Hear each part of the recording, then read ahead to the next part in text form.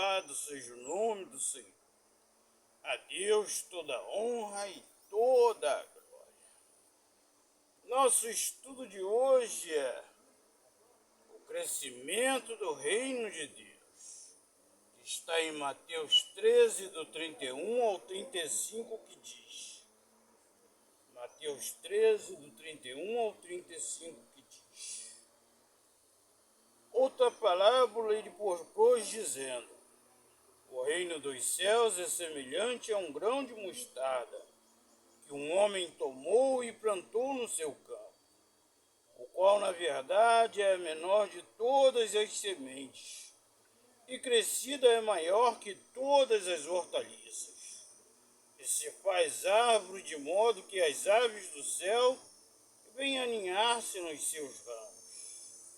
Disse-lhe outra parábola: o reino dos céus é semelhante ao fermento que uma mulher tomou e escondeu em 3 medidas de farinha, até ficar tudo levedado.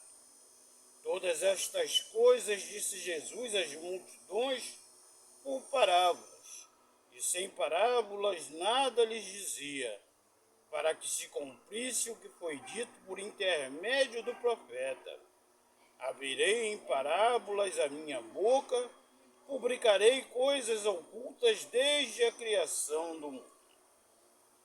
Então, mostarda é uma semente pequena e o seu tamanho fica em contraste com a planta que pode chegar até 2 metros lá na Galileia.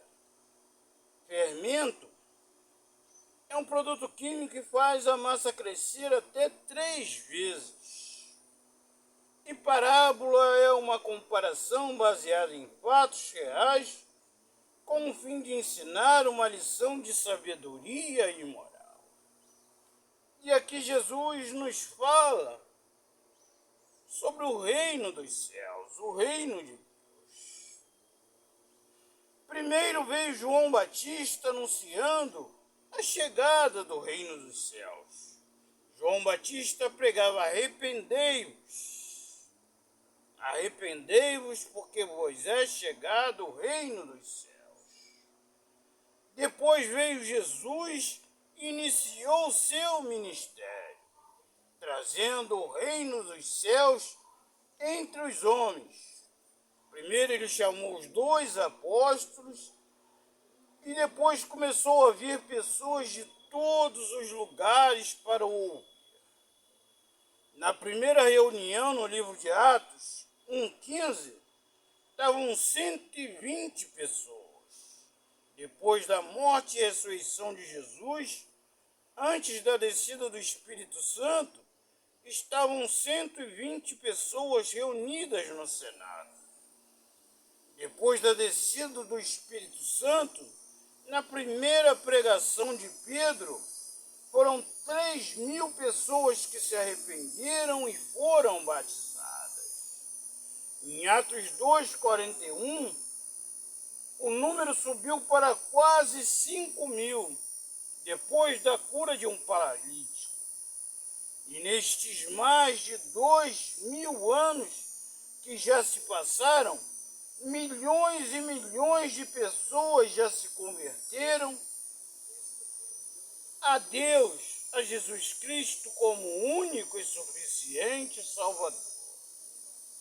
E o final disto tudo está em Apocalipse,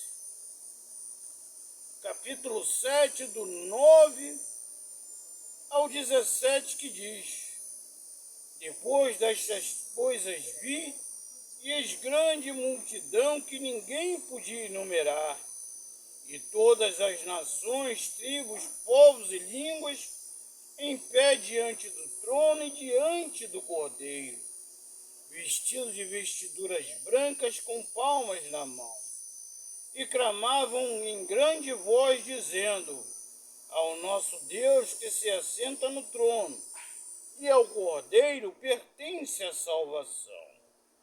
Todos os anjos estavam de pé rodeando o trono, os anciões e os 4 seres viventes, e ante o trono se prostraram sobre o seu rosto e adoraram a Deus, dizendo: Amém. O louvor e a glória e a sabedoria e as ações de graças e a honra e o poder e a força sejam ao nosso Deus pelos séculos dos séculos. Amém. Um dos anciões tomou a palavra, dizendo: Estes que se vestem de vestiduras brancas, quem são e de onde vieram? Respondi-lhe: Meu Senhor, tu o sabes. Ele então me disse: São estes que vêm da grande tribulação e lavaram as suas vestiduras e as alvejaram no sangue do Cordeiro. Razão porque se acham diante do trono de Deus e o servem de dia e de noite no seu santuário. E aquele que se assenta no trono estenderá sobre eles o seu tabernáculo. Jamais terão fome, nunca mais terão sede, nunca mais cairá sobre eles o sol, nem ardor algum, pois o Cordeiro que se encontra no meio do trono os apacentará e os guiará para as fontes de água da vida, e lhes enxugará dos olhos toda a lágrima. Então Jesus começou o seu ministério sozinho.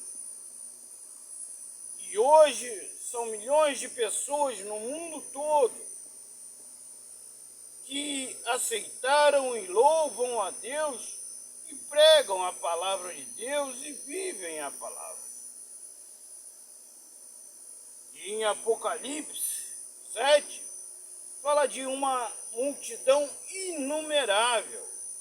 São milhões e bilhões de pessoas que estarão de pé diante do trono de Deus, porque creram em Cristo como seu único e suficiente Salvador. Aceite a Jesus como seu único e suficiente Salvador e faça parte do reino de Deus. Essa é a vontade de Deus para todos os homens, quando me diz em 2 Pedro que Deus quer que todos os homens se arrependam e sejam salvos. Vamos orar. Nosso amado Pai eterno, graças te damos por nossas vidas, pela maravilhosa bênção de ter o teu reino, Pai, e de não termos que enfrentar a segunda morte, que é a separação definitiva de ti. Muito obrigado, Pai, em nome de Jesus. Eu te peço e já te agradeço. Amém. Que o Senhor te abençoe e te guarde. Que o Senhor faça resplandecer o seu rosto sobre ti e tenha misericórdia de ti. Que o Senhor sobre ti resplandeça o seu rosto e te dê a paz, em nome de Jesus. Amém. Até o nosso próximo estudo, se Deus assim o permitir. Que a paz esteja convosco em nome de Jesus. Amém. Glória a Deus. Louvado seja o nome do Senhor. A Deus toda a honra e toda a glória. Aleluia.